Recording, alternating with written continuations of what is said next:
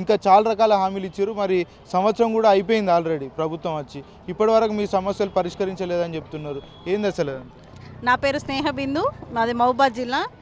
మేము ఈరోజు చలో హైదరాబాదు కార్యక్రమాన్ని నిర్వహించుకోవడానికి ముఖ్య కారణం ఏంటంటే, గత ప్రభుత్వంలో టీఆర్ఎస్ ప్రభుత్వంలో మన గిరిజన బిడ్డ మా మంత్రి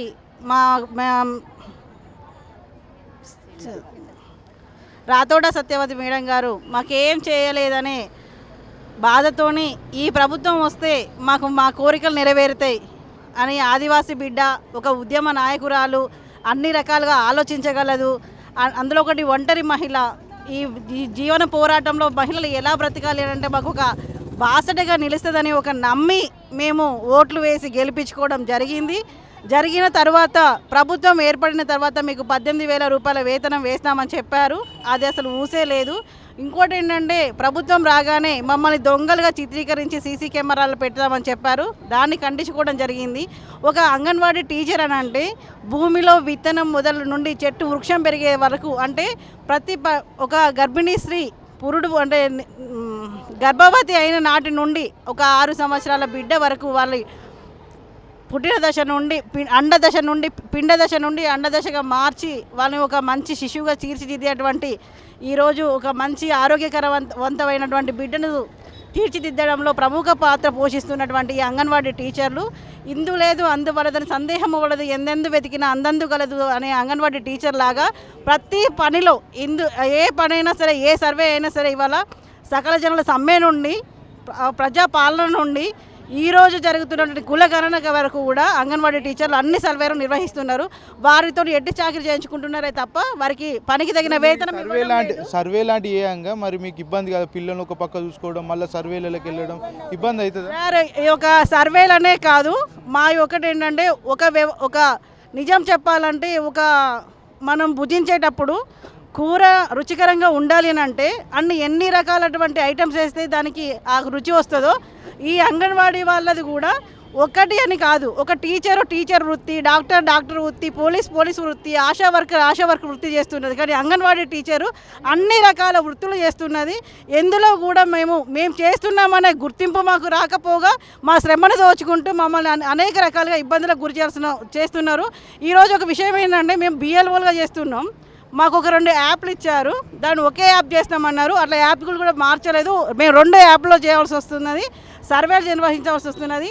బిఎల్ఓగా మాకు కనీసం ఒక 7,000 రూపాయలు, ఒక ఎలక్షన్ టు ఎలక్షన్ ఒక 7,000 రూపాయలు ఇస్తామని చెప్పేసి అట్లా అమౌంట్ కూడా ఇవ్వడం లేదు. ఎటువంటి అలవెన్స్ కూడా మాకు లేవు. ఏవి లేకపోగా ఇంకా మున్సిపాలిటీలలో పనిచేస్తున్నటువంటి అంగన్వాడీ టీచర్ల దుస్థితి అయితే చాలా దయనీయమైనటువంటి పరిస్థితిలో ఉంది. ఒక అంగన్వాడీ భవనానికి వచ్చేసి 3,500 రూపాయలు మాత్రమే ఇస్తున్నారు. ఆ 3,500 రూపాయలు అంగన్వాడీ బిల్డింగ్ కట్టుకొని 1,000 రూపాయలు గ్యాస్ బిల్ కట్టుకుంటూ, కూరగాయలు కొనుక్కుంటూ రకరకాలుగా మేము అంటే ఈవెంట్ చేస్తాం. గర్భిణీ స్త్రీ నీళ్ళు పోసుకోగానే లేదా 6 నెలలు నిండంగానే చిన్న పాపకు అన్నం ముట్టించాలని చెప్పేసి అనేక రకాలుగా మేము కార్యక్రమాలు నిర్వర్తిస్తాము. అటువంటి చేసినప్పుడు కూడా మాకు ఎటువంటి డబ్బులు కూడా వెంటనే వేయరు. ఇలా మేము అనేక రకాలు మాకు వచ్చే 13,650 రూపాయల జీతంతో ఇన్ని రకాలుగా చేసుకుంటూ మా కుటుంబాన్ని మేము గడుపుకోవాలంటే చాలా ఇబ్బందికరమైన పరిస్థితులు ఉన్నవి. అంతేకాకుండా ఈరోజు ఒక హై క్లాస్ పిల్లలు ఒక చదివించాలంటే మా పిల్లలను చదివించుకోలేని పరిస్థితి. మాకు ఇప్పుడు ఒక అనారోగ్యం అయితే సరైన వైద్యం చేయించుకోలేని పరిస్థితి. ఇంతేకాకుండా ఇన్ని రకాల సేవలు చేస్తూ మేము మానసికంగా మెంటల్ స్ట్రెస్కి గురైన పరిస్థితులల్లో రిటైర్మెంట్ అయిన తర్వాత 1,00,000, 2 లక్షలు అసలు మేము ప్రధాన డిమాండ్ టీచర్కి 5 లక్షలు, ఆయాకు 3 లక్షలు అడిగినప్పుడు లేదమ్మా టీచర్కి 2 లక్షలు, ఆయాకు 1,00,000 రూపాయలు ఇస్తామని అన్నారు. రిటైర్మెంట్ అయిన తర్వాత దిగిపోయిన వాళ్ళకు పెన్షన్ ఇస్తామని అన్నారు. ఆ పెన్షన్ ఊసు లేదు. వాళ్ళతో ఎట్టి చాకరీ చేయించుకున్నారు. ఇలా కొడుకులు బిడ్డలు పెట్టలేని పరిస్థితులలో వాళ్ళు ఘోరమైన బాధపడుతుంటే కనీసం వాళ్ళకు దిగిపోయినరు. ఇన్ని రోజులు శిశు సంక్షేమ శాఖకు సమగ్ర శిశు అభివృద్ధికి వాళ్ళు ఎంతో సేవ చేసినప్పటికి కూడా వాళ్ళని కనీసంగా ఒక ఎంప్లాయీ రిటైర్మెంట్ అయితే వాళ్ళకు ఎన్ని రకాల అలవెన్స్ ఇచ్చి మరీ సన్మానించి పంపిస్తారు. కానీ మరీ దయనీయంగా వాళ్ళు ఎట్లా అంటే పశువుల పాకల గొడ్లను పని అయిపోయిన తర్వాత అంటే పాలు ఇవ్వడం మానేస్తే వాటిని ఏదైతే కటికవాడికి అమ్మేస్తాడో అదే రకంగా ఈ అంగన్వాడీ టీచర్లను కానీ ఆయాలను కూడా అలా చేస్తున్నారు. ఇది చాలా చాలా కాలంలో చాలా మంది అంగన్వాడీ టీచర్లు కావచ్చు, ఇటు చూసుకుంటే హెల్పర్స్ కావచ్చు, చాలా మంది కూడా లాస్ అయిన పరిస్థితులు ఉంటాయి కదా. చాలా చాలా లాస్ అయినాం సార్. వాస్తవంగా చెప్పాలంటే ఒకటి ఏంటంటే సార్, ఆ రోజు ఒక పిండి ఒక నూనె మంచం అని చెప్పి మమ్మల్ని ఉద్యోగంలో తీసుకొని 150 రూపాయల నుండి పని చేసుకుంటున్నటువంటి టీచర్లు 59 సంవత్సరాలుగా నిరవధికంగా ఈ ఆడపడుచులు రోడ్డు ఎక్కి ఇలా పోరాటం చేస్తుంటే మన రామరాజ్యం ఎక్కడ ఉన్నది? సమగ్ర ఇప్పుడు తెలంగాణ బంగారు తెలంగాణ అంటారు. ఈ బంగారు తెలంగాణలో మా బతుకులు ఏంటి? మా బతుకులు మారి మేము ఎప్పుడు సగర్వంగా బ్రతకాలి? సమాజంలో ప్రతి మనిషి యొక్క కనీస వేతనము వారి యొక్క ఖర్చులు తీసుకోవాలంటే 26,000 రూపాయలు ఉంటేనే కనీసమైనటువంటి సాధారణ సగటు మనిషి జీవించడానికి సరిపోయేటువంటి వేతనము అవి కూడా ఇవ్వకుండా, ఉన్న వేతనం ప్రతి నెల ఇవ్వకుండా అనేక రకమైనటువంటి ఒత్తిళ్లకు గురి చేస్తూ అనేక రకమైన బాధలను ఇబ్బందులను పెడుతూ మమ్మల్ని ఇట్లా చేస్తున్నటువంటి ప్రభుత్వానికి ఏమి చెప్పినా ఎలా చెప్పినా మా బాధ మా ఆర్తనాదం ఎలా తీరుతుంది అనేది తెలియదు. ఒకటేంటంటే ఒక గాడిద నమ్మి నీకు సింహాసనం ఇస్తాము అని అన్నప్పుడు ఏ రకంగా అయితే గాడిద నమ్మి ఒకసారి చెవులు పోయించుకొని ఒకసారి కిరీటం పెడుతుందని అన్నప్పుడు ఎన్ని రకాలుగా మోసపోయిందో ఈరోజు మా అంగన్వాడీల పరిస్థితి, మా దుస్థితి కూడా అట్లనే ఉన్నది. ఎందుకంటే గత ప్రభుత్వం తెలుగుదేశం ప్రభుత్వం ఉన్నప్పుడు గుర్రాలతో దక్కించుకొని పోరాటం చేసిన తర్వాత మీరు వద్దు మేము చేస్తామని అన్నప్పుడు కాంగ్రెస్ ప్రభుత్వాన్ని గెలిపించుకున్నాం. తర్వాత నమ్మి బీఆర్ఎస్ ప్రభుత్వాన్ని గెలిపించుకున్నాం. ఇప్పుడు మళ్ళీ లేదమ్మా మీ టెట్ల కిందికి మేము వచ్చాము, మేము మీ బాధలను తీరుస్తాము, ఇన్నేళ్ళు మీరు నిజంగా మీరు సరైన మీ సేవను మేము అందరం కూడా గుర్తిస్తున్నాము, వాస్తవమే మీకు ఇవ్వాల్సిందే అని చెప్పి మా ఆదివాసి నేత అయినటువంటి మన రాష్ట్ర మంత్రి గారు టెంట్ల కిందికి వచ్చి మీకు నిజమైనది మీరు చేసే పోరాటం న్యాయమైనది అని చెప్పేసి అంటే మా నిజంగా కూడా మా ఉద్యమకారిణి మహిళ అన్ని రకాలటువంటి బాధలు అనుభవించినటువంటి మహిళ ఆలోచించి చేస్తుందని చెప్పేసి నమ్మాము. కనీసం ఈరోజు సెర్చ్ సెంటర్లను పెట్టేసి కనీసం న్యాయకత్వానికి రేపు జరగబోయే కార్యక్రమాలు ఏంటివి, ఎలా చేస్తున్నాం, ఎలా నిర్వర్తిస్తాం, దీని మీద యూనియన్లను పిలవడం కానీ వాళ్ళకి సమాచారం ఇవ్వడం కానీ ఏమీ లేకుండా కనీసం మేము ఇచ్చే సమాచారాన్ని నోటీసులను అధికారులకు ఇవ్వాలంటే కూడా పోవడానికి కూడా పోనీయకుండా మమ్మల్ని నిజంగా చెప్పాలంటే ఒక నక్సలైట్లుగా చిత్రీకరిస్తాను. ఎట్లా అంటే ఒక విద్రోహకారులుగా మమ్మల్ని చేస్తాను. లెటర్లు ఇచ్చేంత స్వేచ్ఛ కూడా లేదు.